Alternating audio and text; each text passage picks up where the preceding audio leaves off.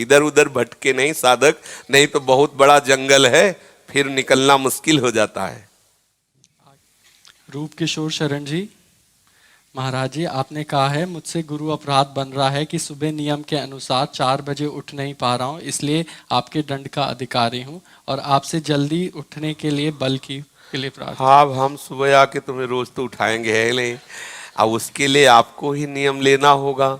और वो ये सब दंड की बात इसमें नहीं है, इसमें हमें व्याकुलता लानी चाहिए कि मतलब 4 बजे उठना कोई आश्चर्य वाली बात थोड़ी, आश्चर्य की बात है 1:30-2 बजे उठना। आश्चर्य है 11 बजे सोए और 1:30-2 बजे उठ गए, उसमें तो थोड़ा लगता है कि यार आश्चर्य है। 4 बजे उठना कोई आश्चर्य की बात है? 4 बजे तक तो न जाने कितना भजन हो जाता है साधकों का।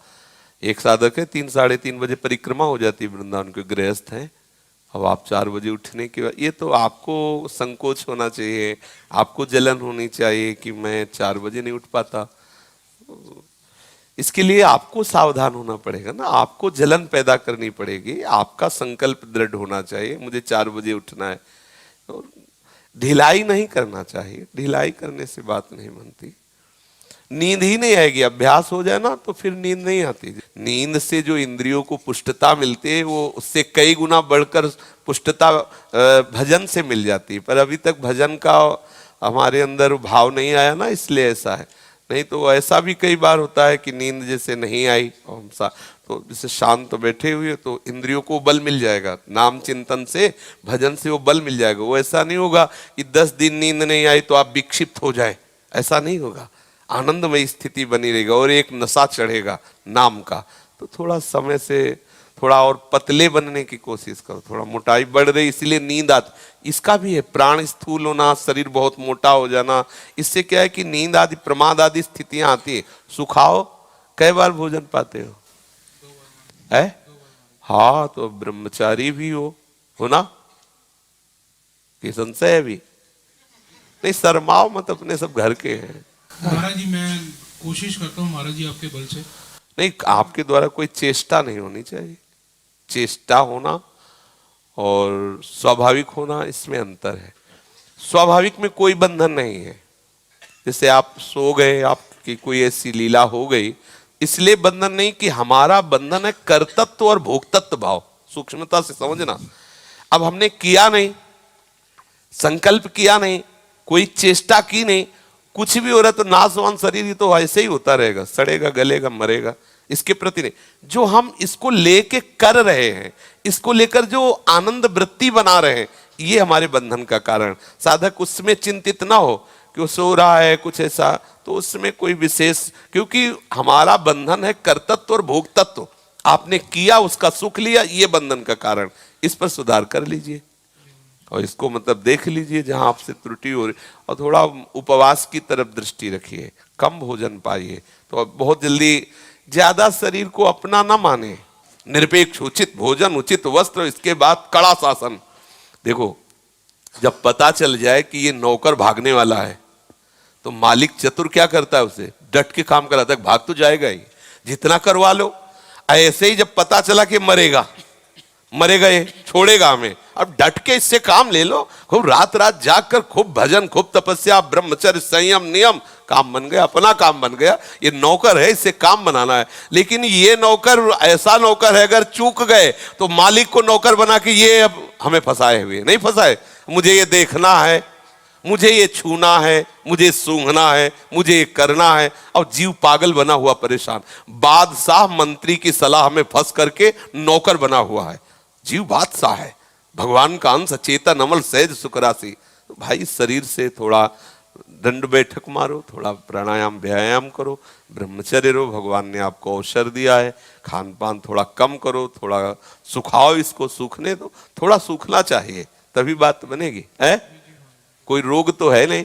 हाँ, तो बस उचित भोजन पाओ, ज्यादा मतलब घी डाल के मत पाओ, ऐसे थोड़ा रूखी सूखी दाल रोटी पाओ, भजन करो, प्रभु के गुण गाओ। ब्रह्मचर्य हो तो क्या परेशानी है? ब्रह्मचारी को ज्यादा पौष्टिक आहार पाना मतलब जहर है। नमक रोटी पाओ जिससे आपका और ब्रह्मचर्य ही महाबल है, सच्ची मानिए। शरीर बल भी और अध्यात्म बल भी दोनों ब्रह्मचर्य से पुष्ट होते हैं।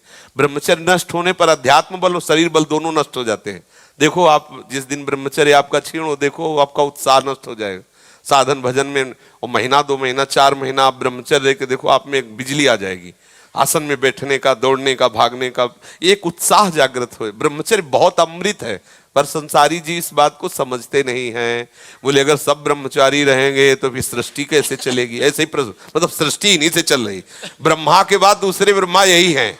ऐसे नहीं, ब्रह्मचर्य रहो और सृष्टि संचालन के लिए आप सहवास करो, फिर देखो कैसे सृष्टि चलती है, कोई फर्क नहीं पड़ने वाला। आप ब्रह्मचर्य रहिए और समय पे आप देखिए तो आपकी संतान भी बलवान होगी और कोई फर्क आप में नहीं पड़ेगा। परिपक्व फसल है, अब यहाँ अभी गेहूं की बाली भी नहीं बन पाई है और कैसे है वो भूसा भी नहीं सही हो पा रहा है। अगर फसल गेहूं की, वो किसान जानते हैं, गलेथ में आने के पहले ही काट दी जाए तो ना ठीक से भूसा होगा, दाने की तो बात ही नहीं। तो अपने लोगों का जीवन ऐसे ही हो रहा है कि फसल परिपक्व हो नहीं पा रही और उसको काट देते हो तो वो किसी काम का जीवन नहीं रह जाता है। सावधान रहो। पहला आज के प्रश्न का उत्तर, भोजन पर आप तुरंत शासन कीजिए, थोड़ा भोजन पाइए और व्यायाम, थोड़ा दंड बैठक लगाइए, थोड़ा प्राणायाम की जरूरी है। दुनिया की बात मत मानो, ये भी भजन है। 10 15 20 मिनट दंड बैठक लगाइए, इसके बाद 24 घंटे साधन में लगे, ये भजन है। अगर शरीर की तरफ आप थोड़ा ध्यान दे दें तो ये आपको भगवत प्राप्ति, यावत स्वस्थमिदम गृहम कलेवरम, ये जरूरी है। शरीर को मतलब एकदम परमार्थ का पथिक एक बहादुर होता है, कोई साधारण थोड़ी होता है। तो थोड़ा ये भी होना चाहिए, थोड़ा दंड बैठक मारे, प्राणायाम व्यायाम, आधा घंटा 1 घंटा नाम जप करते हुए करे, 24 घंटे पड़े हुए खूब साधन। और वो मेहनत में नहीं गिना जाता। जैसे प्राणायाम व्यायाम है, लोग समझते हैं कि फिर हमें काम ही तो करना है, नहीं, वो अलग है। चाहे जितना कार्य हो, वो एक अलग है दिनचर्या, ये जरूर होनी चाहिए। जो साधक परमार्थ में ब्रह्मचर्य से चलना चाहता है या जो गृहस्थ सतमार्ग में चलते हुए गृहस्थी धर्म निर्वाह करना, उसे 15-20 मिनट तो व्यायाम प्राणायाम करना ही चाहिए। जरूरी है, जरूरी, इस पर कोई ध्यान नहीं दे रहा है। अरे थोड़ा तो समझ में आना चाहिए कि हाँ भाई आप थोड़ा तो मतलब, और चाहे गृहस्थ हो चाहे विरक्त, तो थोड़ा तो इसमें फिर भजन मार्ग में चलो। देखो ऋषियों को देखो, पहले लगी हुई लंगोटी है, केवल लंगोटी लगी, स्वस्थ शरीर, चाहे जितनी गर्मी सर्दी सब उसे सह रहे। समझना, ऐसे ही सही माने में परमार्थिक साधक को पहले अपने परमाणु बलवान करने चाहिए। और हम ऐसी जगह जहां लगे हैं प्रपंच आदि में, वहां हमारे वो परमाणु हमें बिगड़ने न दें। इतने हम अपने परमाणु बनाए, इतने हम ऊर्जा शक्ति, इतना हम भजन बल रखे, कोई फर्क नहीं पड़ता, कोई फर्क नहीं। अगर हम कह रहे हैं आप संयमी हो और आपको वैश्यालय में सेवा मिले कि यहां झाड़ू लगाना, यही रहना, यही गेट में खड़े होना, कोई फर्क नहीं पड़ता। आपका लक्ष्य दृढ़ होना चाहिए। इतना कमजोर परमार्थ का साधक नहीं होता कि भाई ये वो प्रपंच, यहां प्रपंच भरा, यहां का खाली कर दो, चाहे जहां चलो, कहीं प्रपंच नहीं। जो रहीम उत्तम प्रकृति का कर सकत कुसंग, चंदन विष व्यापत नहीं, लपटे रहत भुजंग। पक्का समझो बच्चा, अपने आप को पुष्ट करना है। थोड़ा आगे बढ़ो, भजन करो, संयम से चलो, ब्रह्मचर्य से रहो। ब्रह्मचर्य रहो, अपने आप आपके अंदर परमाणु आ जाएंगे लड़ने के। हर समय उत्साह होता है कि तुम्हें कैसे छाती, मतलब जैसे बिजली नहीं दौड़ती ऐसे दौड़ती, कौन सा विषय परास्त कर सकता है। सिंह की तरह हर समय दिल ऐसे धड़कता रहता है। हर बीमारी, हर विकार, हर प्रतिकूलता से लड़ने के लिए उत्साह रहता है। क्यों रहता है? जैसे दंड बैठक मारो, घी दूध पियो, खूब व्यायाम करो, तो तुम्हारा मन होगा। हर आदमी को बलिष्ठ को देख के लगेगा अगर 10 मिनट एकांत में मिले तो हम इससे भिड़ के देखें। अब जब बाजू में बल नहीं है तो हर जगह ऐसे हो गए। नाम बल बढ़ाओ, भजन बल बढ़ाओ, संयम बल बढ़ाओ, शेर की तरह पूरे संसार में घूमो, कोई छू नहीं सकता। हम कैसे बिल्ली बन रहे हैं? हमारा स्वामी सच्चिदानंद परम सामर्थ्यशाली भगवान और उसका बच्चा मैं, और रो रहे, चिल्ला रहे हैं, अशांत हो रहे हैं, परेशान हो रहे हैं अज्ञान के कारण। अपने स्वरूप की तरफ आइए, संयम। इस शरीर में इतना फंस गए, पूछो मत क्या दुर्दशा कर रहे हो आप अपनी, वही समझ में नहीं आ। आप अपनी दुर्दशा कर रहे हो। आपको शरीर मिला भगवत प्राप्ति के लिए, आप उसे धर्म विरुद्ध विषय भोग कर उसे नष्ट कर रहे हैं। आप परेशान, बोलो आपको क्या परेशानी? और आप परेशान है? कोई परेशानी नहीं, परेशान, दिमाग की परेशान। देखो परेशान है, रात दिन कह रहा है हमारा मन हमको परेशान किए। अगर भजन करो तो घोर, हमें पता है कि आगे आगे क्या कदम आने वाले, लेकिन आनंद है इसका। जो दुर्गति होनी वो मुझे पता है, मुझे आनंद है उस विषय में। मेरे प्रभु के द्वारा दिया हुआ हर प्रसाद मुझे स्वीकार है, क्योंकि मुझे पता है कि मुझे कभी ये छू नहीं सकते, और इसे हम अब छूने लायक नहीं है कि इस गंदगी को छुएं। ये गंदगी है, अगर इसको छुओगे तो फंस जाओगे। दूरी बना के रखो इससे, और आप दूरी बनाना जान नहीं पाए इसीलिए परेशान है। समझ जाओ, बहुत बढ़िया अवसर है। जितने से काम चल रहा है, अगर काम चल रहा है तो डट के बैठ के भजन करो, अगर नहीं चल रहा तो 8 घंटे कोई नौकरी कर लो, उससे जो अर्थ मिले माता पिता और शरीर की सेवा करो, खूब भजन, आनंदित रहो। भरोसा श्री आचार्य गुरुदेव इष्ट का, तो कोई ऐसा नहीं कि हमारा परमार्थ बिगड़ जाएगा।